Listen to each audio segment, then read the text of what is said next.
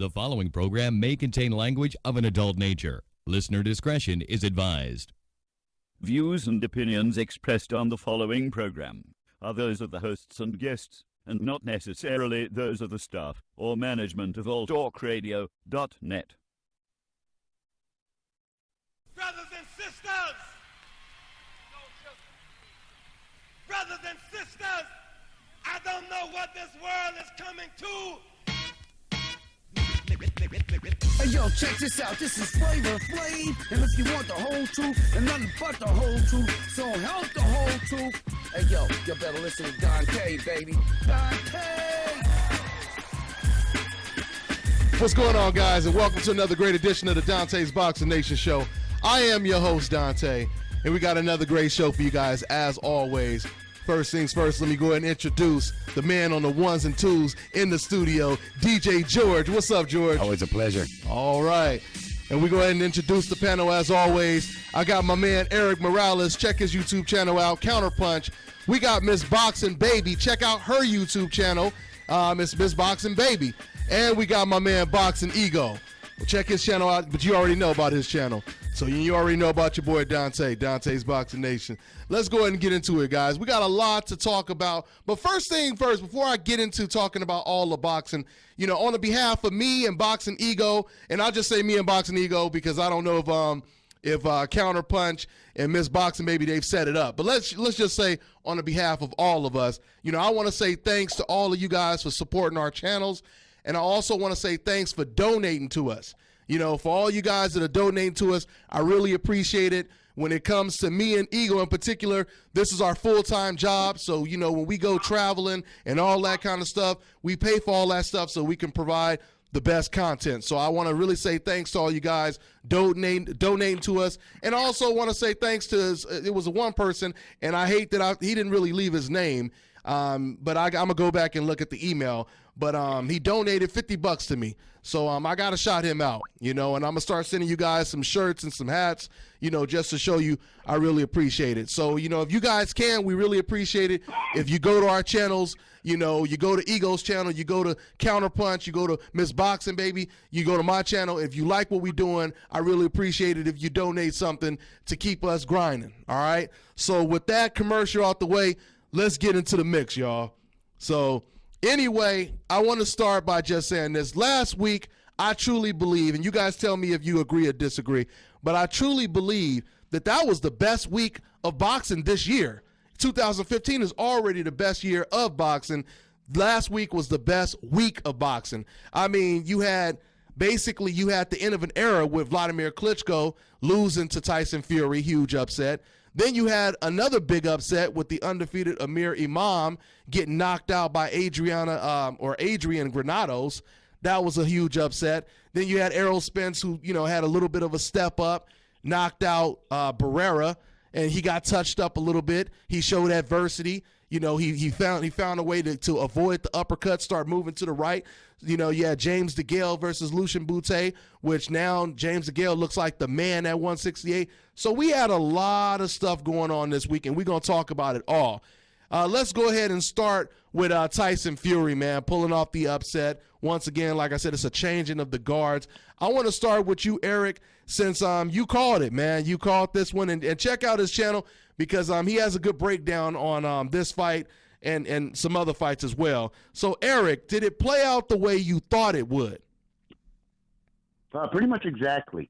Pretty much exactly what I thought it would. I thought it was going to be kind of a boring fight, comparable to, you know, to the usual Rocky standards that the usual public wants. But, you know, I thought it was going to be pretty much the way it was. I was surprised because Klitschko gave that one last effort in the 12th, won that convincingly in my eyes. The only round that was really won, that was the 12th round by Klitschko. But, yeah, just one way I expected. Wladimir Klitschko is 39 years old.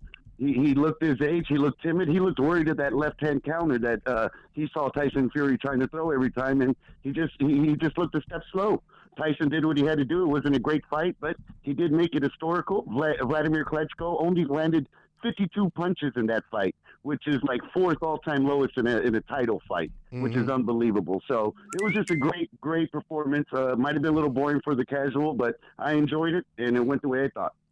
In all my content, I'm really making it seem like Tyson Fury didn't earn this victory. I'm making it seem like he gave it away by default, and I don't mean that. I think Tyson Fury is a hell of a fighter. I think he could be the future, and we need to see him in some more fights. But overall, I thought his performance was great. And how many times do you see fighters clown on Wladimir Klitschko the way he did and actually be winning the fight while doing it? So really impressive performance from Tyson Fury. Yeah, I'm sorry. Go ahead. No. Go ahead. I don't know if I'm a casual or not because I think they both look bad. I think that Fury did more of the nothing because to me, neither one of them really did much of anything.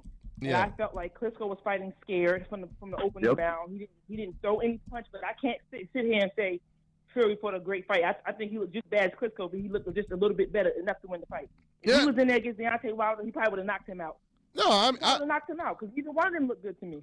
Wait. You said you said Deontay would have beat them, or you said they would have knocked out Deontay Wilder? What'd you say? No, Deontay Wilder would knock Fury out. Oh yeah, he didn't I think at all.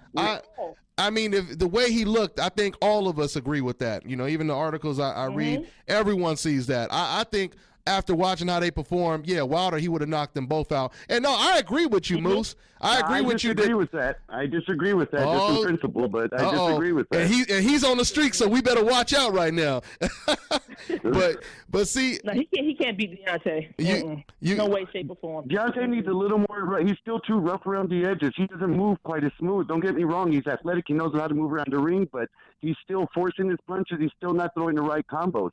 I still think Klitschko looked timid. I think he looked timid because he saw what Fury was trying to do. And it wasn't so much that Klitschko couldn't pull the trigger. He knew what was coming. Okay, so what does that tell you about Fury? You got a man in front of you who's not throwing no punches, and you still didn't do much of nothing. What does that tell me about him? You got a man in front of you not throwing no punches. You didn't step on the gas not one round. He never really hurt Klitschko. He stepped on the gas to really get him out of there. That one round when he stumbled him and then Tony Weeks deducted the point. Other than that, he clowned him all night long. So what did that tell me about you? You got a man in front of you who threw 52 punches. And that's all you do? I'm not impressed. Well, so, some boxing performances are going to leave fans that way. However, I still think this guy is the real deal. Listen. He got to show me a little bit more. I agree with a little bit of both of what you guys are saying. I believe Tyson is the real deal, but I agree with Moose when she says that, you know, it wasn't an impressive performance. You know, it wasn't something that makes you say, oh my God, you know, this is the new Mike Tyson, the new, you know, Lennox Lewis or something like that. No, I'm not saying that. You know, I don't even think Tyson Fury is on Anthony Joshua's level. But then again, we're going to know a lot more about Anthony Joshua after the Dillian White fight. But the point that I'm making is just the historical, you know, the historical part of it, the fact of the matter that he beat someone who was unbeaten for the last 10 years. That's what makes the win so relevant and so significant. It's not. I'm not saying that it was a great performance and, oh, my God, I'm going to watch that fight, you know, probably 5-10 more times. No, it wasn't super entertaining. It was just how significant the win was. And the fact that he was able to play with Wladimir Klitschko, put his hands behind his back and just do stuff like he in there sparring, like he just, you know, playing with this guy. Like Wladimir is not really the heavyweight champion.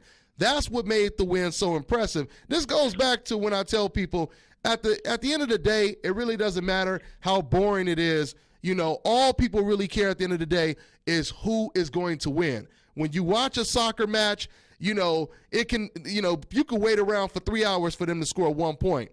As soon as they score 1 point, the crowd goes crazy. So, you know, at the end of the day, winning is the most important thing, but is he going to have his hands full if he get in the ring with Wladimir Klitschko? I'm sorry, with Deontay Wilder. That's what I'm trying to say. Or Anthony Joshua, Dylan White, any of these guys. And I got Klitschko beating him in the rematch. I'm sorry. I think if Klitschko was to start early, he'd beat him in the rematch. Really? Really? Yes, wow. Yes, I do. I know in the rematch he is not going to do what he did in that fight. He threw no punches. He was timid the whole fight. Yeah, but he gave basically Fury nothing to think about. I got him beating him in the rematch. Yes, I do. Absolutely. But before I talk about that, let me go and ask Boxing Ego. So now since Klitschko is saying that he will be better in defeat, he's saying, you know, this is just going to make him better, and of course he wants to rematch. Is he done, Ego? Does he have a chance in a rematch? You heard what Moose just said. What do you think, Ego? I don't know if he's done. I mean, it's hard to tell, but I agree more with what Moose is saying, like my sentiment. I'm not taking anything away from Tyson Fury. I like how he came out fainting and looked like he had Tourette. He was doing all these head moves and stuff. He did. Like, that was cool. And that kind of set the tone because I told people this. I said Wilder would give Klitschko problems because he could match him in reach and height. And people were like, you're stupid. He has chicken legs and all types of dumb stuff. But you've seen it. Klitschko was very hesitant and apprehensive to throw with a guy who was a little bit taller than him. And I think Wilder and Fury are taller. But I agree in terms of technique, precision, I wasn't really impressed by either. Like I said, I take nothing away from Tyson Fury because at least he was the man that looked hungry. So I give the brunt of the blame to Wladamir Klitschko. This man was going to tie or break Joe Louis, and he had no sense of urgency. His corner was telling him the right thing. You need a knockout to win. And he acted like he was, I don't know, like on a date with Hayden Panettiere or you know what I'm saying? Like he's stupid. He didn't look like he had no type of urgency. He would have been more active on that night. He would have definitely been more active with Hayden. And then I get mad when I see people like in sports teams or a fighter, they wait to the last damn minute and then try to go for broke. Like, like you wait till the 12th round to even do anything, and it looked like it's successful, but you didn't do it early enough. So again, it wasn't a classic heavyweight bout. You know what I mean? We're a long way from the Ray Mercers and the Tommy Morrisons and stuff with that particular fight. But I mean, props to Fury for doing what other people weren't able to do, but I think his size came into play, and you know what I'm saying? He came out giving Klitschko something he didn't. But I don't think Klitschko's done. He just has to let his hands go. I thought, man, I don't want to hear nothing about Rigondeaux, Laura, Mayweather being boring. I don't want to hear none of that. Thank you. Exactly. That particular fight, because when I watch like people, you love Mayweather. No, I appreciate skill and I recognize greatness. And if I see Mayweather fight, at least even the one-sided fight, you see a level of skill set. You see defense. You see athleticism. I didn't really see that. I didn't see no precise counter shots and punches and snaps. You know what I mean? It wasn't that type of fight. It was just it was sloppy. It was an ugly fight, and the guy who was a little less sloppy or whatever and had a little bit more willpower and drive won the fight. That's what I see. It looked like the old Queensberry rules. The old Queensberry rules, you're only throwing 2 punches, per 2 minutes, afraid to break your hands. But it wasn't a fight for the hardcore or for the casual fans. I will admit that by every standard. But it was historical. But it was historical. And Eric, once again, this just goes to show you that people don't really care at the end of the day if it's boring, if there's going to be a significant reason why this person won, right? Because when it came to Guillermo Rigo, and this happens so many times in the sport of boxing where we see a side-by-side comparison. How crazy is that? How ironic is that it was only a week ago that Harold Lederman and Jim Lampley, they spent the whole night debating on how boring Guillermo Rigondeaux is and why he doesn't deserve to fight on HBO, and it's just so horrible. And you got Harold Lederman about that. Yeah, and you got Harold Lederman. Every time he bringing up his scorecard, all he talking about, I can't stand this. I can't. This and that and this and that.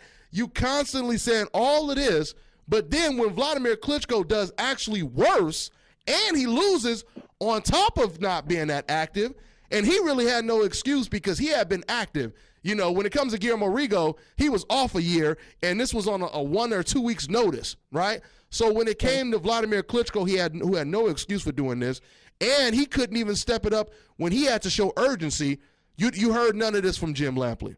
You heard none of this. Why do we have to watch this? And this may be, entertaining for some people, but this is not just for everyone. He didn't say anything like that when it came to Wladamir Klitschko. That proves to you that they never really cared about a fighter being boring. That was just a cover-up for him damn near being on the coincidental list, the black coincidental list, So, and see, this is the other thing, and correct me when I'm lying, get your fact checkers. Rigondeaux was on an 11-month layoff. Rigondeaux had about a week and a half, him and his opponent, and they took it at the last minute when they signed the Rock Nation deal, and Rigondeaux shut out his opponent. So that's a clear-cut difference from Klitschko. Klitschko, he shouldn't be embarrassed with that performance, just based on the mere fact that you were in there and you've been dominant for a decade, and you didn't even go for broke. You didn't see that. Like, I seen more drive from Adrian Broner when he was down on the scorecards in the Maidana fight in those championships. Excellent point. Excellent point. Now, let's not forget about the mindset of Klitschko going into the fight. They made him rewrap his hands twice. They took the padding out of the mat. Was she affected by any of those tactics? Man, let me tell you something. I mean, I don't. Let me say this. Let me say That this. was his size. That was bigger than him. Let me That's what I respond. thought. Okay, well, I just put it this way to answer to respond to what you were just saying. When you've been a champion for that long, right? All these amateur fights, all these professional fights, I'm sure he done had bigger distractions than hand wraps and knocked out his opponents as an amateur and as a pro. I mean, Floyd Mayweather had to deal with watching one of his buddies commit suicide, right in front of him before one of his big fights. We always going to see distractions. That's not an excuse to go in there and not know how to throw 10 punches. Great point. Yeah, that's not an excuse to forget how to throw punches because, you know what, these raps done really fucked me up. I done forgot how to throw 10 punches or 15 punches around, But, or look at it like 19 and landed 4. Yeah. Floyd Mayweather was outweighed. Floyd was outweighed by 20 pounds by Maidana, who was coming aggressive and a champion at the time, and he had a cut, which he hasn't cut in a long time, and he was like, I can't see. And he had blood dripping in his eye. Pacquiao didn't get to use Cleto Reyes gloves, had blood in his eye in that first Morales fight, and he still made it scrappy. So someone who's been on top and a champion for 10 years, that's an excuse. It don't matter what happened before the fight because people get hurt in fight, break their hands and blood in their eyes, and they still figure it out. So one thing's for sure, doesn't it feel good to talk about the heavyweight division again, though? And it means something. No, it's a big difference. This no is what doubt about America needs. That's why I said I was so happy to see the changing of the guards. You have all of these heavyweights coming up. But at the same time, since Eric Morales, since you brought this up, you remind me to bring up something else when it comes to, the excuses that Klitschko could possibly use. It's funny you bring this up because Jim Lampley, like I said, we seen how he treated Guillermo Rigo when he actually threw more punches and landed more punches and won the fight, in contrast to Klitschko. Now, it's funny because if you look at the comparison, Jim Lampley actually did the opposite when it came to Wladamir. He actually defended Klitschko for throwing, the less amount of, not that many punches, I should say. He basically said that it's possibly because, he had the injury, and with that injury and et cetera, this is probably the reason why he's not throwing as many punches. So once again, I'm just exposing the double standards of the whole situation. But I'm gonna expose something too real quick. Another reason why Klitschko had problems, and I told people this, is Klitschko. He's a veteran, so he's used to subtle, dirty tactics, little subtle things that he does. I'm not saying he wasn't a good champion, but he's used to putting his body weight on a person, leaning on them, and guys that are 6'1", 6'2", manual. Yeah, I was going to get into that too. That takes its toll. You see a big ass, and credit to Tyson Fury and his dad and Team Fury. You see a big ass Tyson Fury, you're not going to be laying on him like that because you'll get clubbed upside the head. He's too damn big to be like leaning on him all the time. He's bigger, and we've seen a champion who got comfortable in that type of style. So like Mayweather says all the time, like, I always make those adjustments to win, and we've seen it. He had to fight Maidana a certain way. He had to deal with Cotto's jab. He had to deal with the bigger De La Hoya. He had to deal with Zab Judas speed or Pacquiao clipping him in the fourth. But when it came to Wladimir Klitschko, he did not make those necessary adjustments. The dirty I'm not going to keep saying dirty, but the leaning on people and the clinching all the time, you can't do that with someone that big. You know what I'm saying? And when his tactics failed, you didn't see that real grit and hunger, that true grit. Mm-hmm. Yeah. Klitschko or Fury thing. The urgency he really looked like a rookie. He looked like a rookie that night to me. He was making rookie moves. He's spinning around, turning his back, getting caught, just doing stuff that we're not accustomed to him doing. Mm-hmm. Because he can't rely on the clinch. I personally thought that Fury would take a little more advantage of the situation than he did. Yes, he won, and I even posted him on my page because you got to give respect when he took the champion belt. He had him for 11-something years. Mm-hmm. Of course, but at the end of the day, I felt like he didn't take advantage of what he should have. You had a man in front of you who threw 52 punches, and that's the best you can do. Yeah, and that's so the best. So now you're going to have a big giant in front of you like Deontay Wilder. What you going to do against him? Because he's going to throw way more than 52 punches. And look, And not only that, but when you just look at the way Klitschko reacts when he gets hit, like he puts his hands up like he's never been punched in the face before. I think that Wladamir Klitschko psychologically is probably one of the weakest champions we will ever see. Because he was ain't got the best chin either. Well, yeah. That's the heavyweight division. What's that? At the heavyweight division, you may have a point. Yeah, at the heavyweight. I mean, no, I think in general, I can't think of, unless you guys have some names, I'm sure there's other fighters you can compare to Klitschko, but psychologically, as weak as he is, I'm talking about long reigning type of relevant champions, not people who just won a vacant belt and lost, the next fight. I'm saying when it comes to, real significant champions, I can't think of too many fighters that were this weak psychologically. The fact that he has this guy in front of him, the first guy who's taller than him, has a little bit of rhythm, has confidence, moving his head back and forth. You're afraid to throw a punch because you're afraid you're going to get countered. Like you said, Moose, he doesn't have the best chance. So, of course, we know that's in the back of his mind, too. Like, oh, man, if I get hit, I know I'm going to get knocked out. But you should be able to find a way to adjust, like Boxing Ego was saying, like a Floyd Mayweather, like a Guillermo Rigondeaux when he's in the ring with Donaire, who's 20 pounds bigger than him. You got to find a way to adjust. That's what separates a good champion from a great champion. So I don't know if Klitschko could beat Tyson Fury in a rematch, and if he does, it'll be just from some surprise right hand out of nowhere. But if it goes 12 rounds or if it even goes late, I don't see Wladamir beating Klitschko in a rematch. Yeah, I see Tyson beating Wladamir in the rematch as well. You think it'll be more? Start earlier. I think he's going to do what he did in the 12th round in round 1. I don't see him doing what he did in this fight in the second fight. I just don't see it. It's all plausible. I think him in the rematch. Like I said, I wouldn't be surprised. It will be very competitive. There's more. I think at the end of the day, you have good fighters and you have complete fighters. And when a fighter is easy, well, I'm not going to say it's easy, but it's easier to be in your comfort zone. If he can fight at range, then that is all good for Klitschko. But if you make it an inside fight like Brian Jennings was doing in spot, or, he can't clinch and lean on you because Tyson Fury's too big, then it becomes difficult. That's why I want to see guys like Gennady-Golovkin see if they can fight off the ropes like Mayweather did against a bigger guy in Maidana. See if he can fight off the back foot because, again, there's good fighters, great fighters, and you have complete fighters. And to me, this was an instance of Klitschko. He just couldn't make those adjustments. He finally stepped in, like you said, with someone bigger, and the completeness wasn't there. Because he wasn't able to fight the comfortable way, I guess, that he's always been beating Lepais and Povetkins and all them smaller guys. Mm-hmm. Yeah, that's true. So let's go ahead and move on. We'll be talking a lot more about the heavyweights, down the line. But I want to talk about this Amir Imam upset. This was a big upset. Amir Imam, if just in case you guys didn't know, he was already the mandatory for Victor Postal, and he took on this opponent, and the gamble didn't pay off because he got beat. Now, the first thing I want to say, because I'm getting all these messages. First thing is, I talked about this briefly in my James DeGale post video. I talked about that fight and other fights that took place, and so I didn't do a full video on them. But I'm hearing some fans say, "Hey, how come you're not talking about that? How come you're not talking about that?"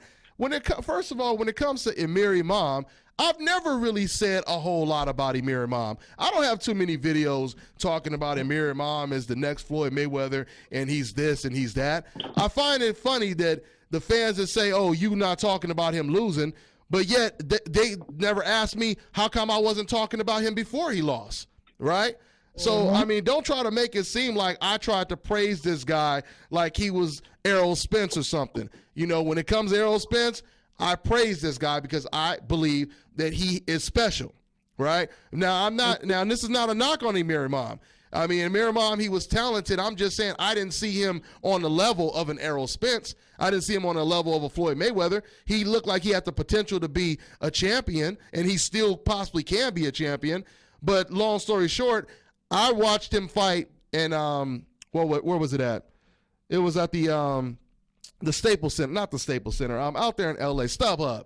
I seen him fight out there at StubHub, and he had an opponent that was similar to Adrian Granados, the guy who just knocked him out.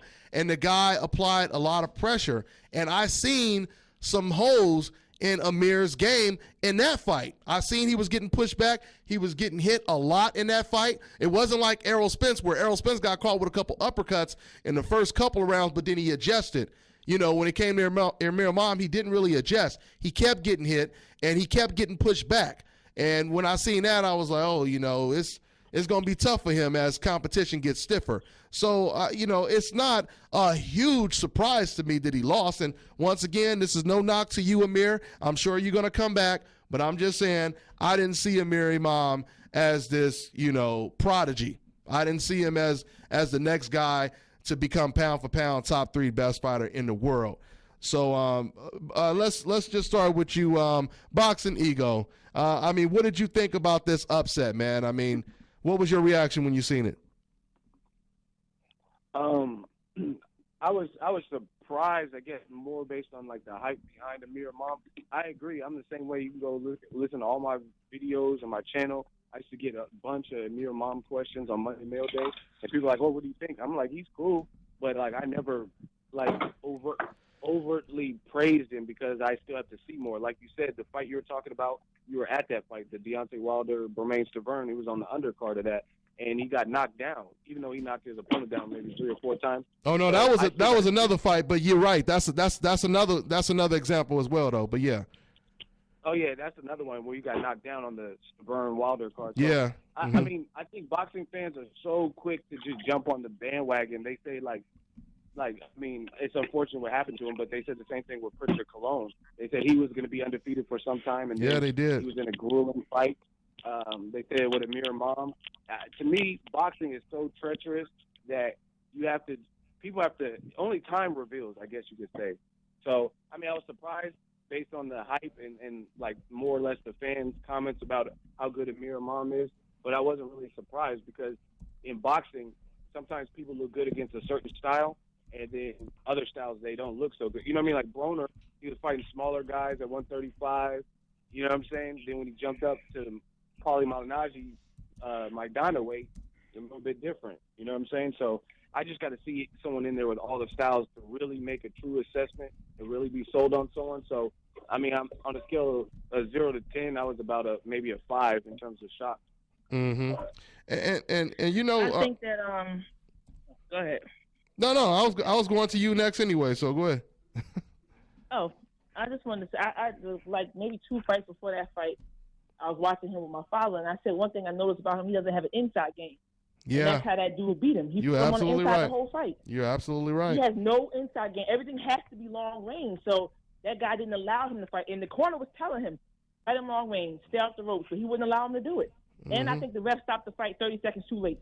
I mean, he was taking a beating. He just standing there watching. But I'm not surprised. And I'll be honest, I wasn't even able to watch the whole fight. I was out of town, and I thought the fight started, later than they did. So I caught only pieces of the fight. But of course, I seen the knockout, and I seen him pressuring him in the later rounds.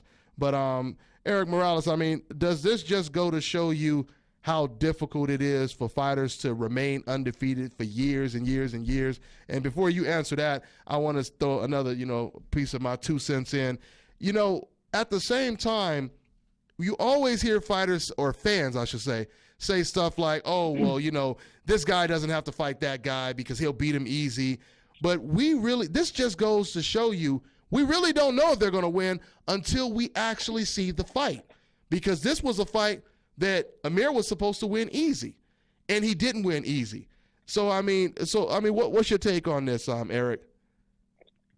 I actually was stuck on that fight. I actually do this whole make your picks on a certain subscription channel that you do. And I remember when I looked at that fight, I had to stop and take a moment because I remember Granados from a BKB fight, I believe, against the guy who fought Andre Berto, the Mexican cat. I forget his name right now, but and I remember saying, "God damn, this kid can fight a little." And I was a little stuck because I remember that fight against Walter Castillo with the StubHub that you're talking about. Walter Castillo. Yeah. I actually didn't even bet on that fight because I thought it was a toss-up. I thought either one could win. And when I saw Amir and heard him early, I said, well, no, I guess not. I guess it can be another easy night. But that was a much tougher fight than expected. I don't want to say it exposed him. I think he just caught Granados is a guy who's on the hot streak. He's been hurting his opponents, getting good victories. And I think he was just an unknown fighter who did what he had to do. Yeah, a great breakdown. I agree with that assessment. I also agree with what Moose said. He needs to work on his inside game because you could clearly see that he was breaking them down.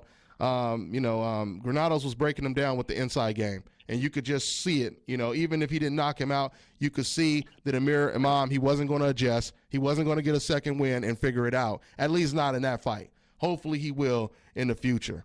So I hope you fans are happy now. You wanted to hear so much about Amir Imam, and I told you we was going to talk about it anyway. So let's move on, guys. James Degale, man. James Degale, I'm really impressed with James Degale. He looked really impressive, man, against Degale-Bute. He's a switch hitter, goes back and forth from righty to lefty. Man, the uppercuts. I like how he comes in Naseem Hamed style with his hands down, and he throws these vicious-ass uppercuts. He could do it from a righty or a lefty position, and he's constantly giving you angles. He's pushing Degale-Bute back, and just catching him with clean shot after clean shot after clean shot, So I think he's the man to beat at 168. Moose, what do you think? Is he the man to beat? Did you call me? Yeah, Moose. Oh, I'm sorry. Yeah, it's probably the man to beat. I think him and Badu will be a good fight. Yeah. I see some holes in him, but I think he's tough. He's awkward. That's what makes him pretty good. He's pretty decent. Mm-hmm. I would have loved for Andre Ward to stay here and those two fight, but right now he probably is the man to beat at 168. I would like to see him and Badu Jack. I think it'll be a pretty good fight. That'll be a real good fight. Those are almost two Cinderella men almost, because respect to him for defending his title, and winning against somebody who was a former champion, tough fighter. Respect to him for that. And he looked good. He dominated him. The fight I want to see, man, I want to see Golovkin versus Degale. I think that'll be a good fight. I mean, don't get me wrong, or I should say Golovkin versus the winner of Degale-Bute Jack. But I would really prefer to see, because of the style, I would like to see Golovkin versus Degale. Once again, we often see these fighters that are big and strong, and they're used to fighting guys that are not as big, not as strong as them, like Nonito Donaire used to be when he fought at 122 and 118. He was used to fighting guys smaller than him. When he moved up to 126, he could no longer make the mistakes he was making in the smaller weight classes, because now he's fighting a guy who's just as strong as he is, and we've seen what happened. I feel Golovkin is in that same situation right now. I want to see how he's going to deal with a guy just as strong, naturally big as him, has the type of confidence of an undefeated fighter like he has right now. So, we'll see. We'll see. But going back to talking, matter of fact, let's go ahead and let me ask you, Ego. So, I mean, what did you think about the fight? And do you want to see a Degale versus Bute Jack fight next? I actually missed the fight. I went to see the movie Creed, I forgot to DVR it. So I just read about it. Good ass movie. Yeah. I seen it. You he wasn't ready. I seen it on Thanksgiving. Yeah, I seen it on Thanksgiving. I like when Andre Ward said, "I told you he wasn't ready." Yeah, but, oh man. James Degale, from the highlights and everything, James Degale, I love to see him, like Moose said, against Bute Jack, the unification fight. I love to see him. Paul Fox keeps talking shit, and he said he might come out of retirement. I would love that fight. That was a fight that was supposed to happen when Fox was active. So if he does come out of retirement, I would love that. Or even an Andre Darrell rematch. Yeah, that'd be a good fight. Would be nice. Yeah, because it was like, to me, that fight got close in the second half. Darrell made it close, but then I think he lost round 12, which I don't know which one I gave it to James Degale, but it looked like he was coming on strong second half of that fight. So I'm all good with that. He's a former Olympian, gold medalist, British champ. He's with Al Heyman too. Keep doing your thing. James Degale can get you a big fight. Yeah. And just to touch on what you said about that Creed movie, man, that was an excellent movie, man. That was an excellent movie. Sylvester Stallone, I enjoyed it. He went back to like the roots of Rocky. The story was real similar to Rocky 1. You know what I mean? So it was a really good story, And they made Andre Ward look real good in the movie. They made him look real good in the movie. Yeah. Except for when he got sucker punched at the weigh-in. Yeah. You see his head getting snapped back. Huh? There's a meme on the internet. You guys got to see it. It's Dolph Lundgren who played Ivan Drago. He went to the premiere of Creed, and somebody said he gonna kill Apollo Creed, and then he has the nerve to show up at the premiere. Yeah. Hey man, it was a good movie, man. It was. Hey, so it was like Rocky IV. Hey, so for the fans that's hating on Andre Ward saying he ain't big, how many fighters you know that's in the biggest boxing franchise in history in America, and he has a good part, and he's sponsored by Michael Jordan, you know, so you can't really use that excuse anymore either, you know, so. That's just Triple G fan excuses. They know he'll beat Triple G up. They have to say something. So they say, oh, he's not big enough for Triple G to fight. They know, that's the only ones that say that. Nobody else says that. Yeah, of course. And like I said, and once you see a movie like this, it just, once again, truth comes to light. And we know that that's just rhetoric that they spitting out there, you know, because they could have picked anyone to play that part. They had Andre Ward as pound for pound, #2, the best fighter in the world, next to Tony Bellew, which in real life would have been like Floyd Mayweather, right? So even in the movie, he's still positioned the way he would be positioned in the sport of boxing in real life. You know, how ironic is that, right? So, yeah, but anyway, getting back to the mix. I want to talk about this Canelo situation. Now, this is really interesting right now because the WBC, they gave Canelo 10 days once he became champion to start negotiating with Gennady Golovkin, who is his mandatory for his belt. Now, Canelo, to me, he's doing something that I've never really seen any fighter really do. I mean, outside of Cotto, but to me, this is taking it to a whole nother level. You win the belt at the middleweight, at the middleweight limit, or the middleweight division, and you decide you're not going to fight at that division, but you want to keep the belt, and when you defend the belt, you say you have to come down to 155. I'm not going to fight at 160. See, my whole thing is you can't have it both ways. I don't have a problem with Canelo making up his own divisions, but you can't keep the belt and do it. You know, you can't say, I'm going to keep this belt, and if you want to fight me, you got to come down to my weight, right? And I mean, with Cotto, even though he was kind of doing the same thing, but at least with Cotto, he was like a super small fighter. So, and that's not to justify it, but he's so much smaller. When you look at Canelo, the dude is as big as Golovkin. He came into the fight with Cotto damn near 175 pounds. So I don't understand, if you could fight at 175, how can you not fight at 160, or at least come in at 160 at the weigh-in? It doesn't make sense to me. Eric, let me go ahead and get your take on this, man. What you think? Should he fight Golovkin at 160? Should he give up the belt and just fight wherever he wants? What do you think, Eric? No, well, I think you're going to have to give up the belt if you're not going to fight at 160. And it doesn't matter who you are. It could be Canelo, you could be my uncle, you could be, Klitschko or Fury. If you have the title at that division, you have to fight at the weight at that division or give that title up. Sugar Ray Leonard, when he won the middleweight title, he gave it up immediately afterwards because he knew he wasn't going to stay at that weight class. And I think these people should respect it. And when I say that, I mean specifically towards Canelo, either fight at 160 or get off the pot. And I hate to be harsh. I hate to be harsh on anyone, but that's just, I'm old school. I think that's the way it should be. I hate catch weight, and that's why I love the heavyweight division where there's no excuses about weight. Of course. So in this case, I agree with you. Now, is it fair that the WBC is giving him 4 days to do it? I don't know. Maybe. Probably. He's not going to fight there. They know it. We know it. He knows it. So why not make him give it up? So I think it's all fair. But, at the same time, I don't know the backstory behind anything or what's the particulars.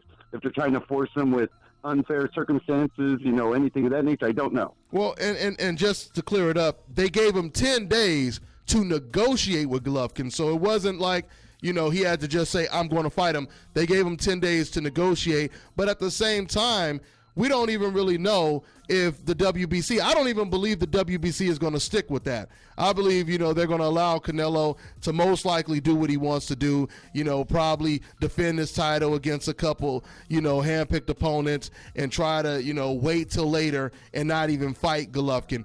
But what's going to really get to Canelo the most is the pressure of the fans, because they're going in on his Instagram. You know, you got so many, if you go to Canelo's Instagram right now, all the messages are saying the same thing. You know, screw 155, fight Golovkin at 160. We're tired of the catch weights. All of the fans are saying this to Canelo. And last time Canelo, you know, was pressured to fight somebody, it was the Lara fight. He took that fight because the fans, they wanted to see him fight that guy. You know, so if he was pressured to fight Lara, I think they're pressuring him even more to fight against Gennady Golovkin. So, guys, because it's coming from the fans and the network. Yeah, exactly. You got nowhere to run. You got nowhere to hide. You hearing it everywhere you turn.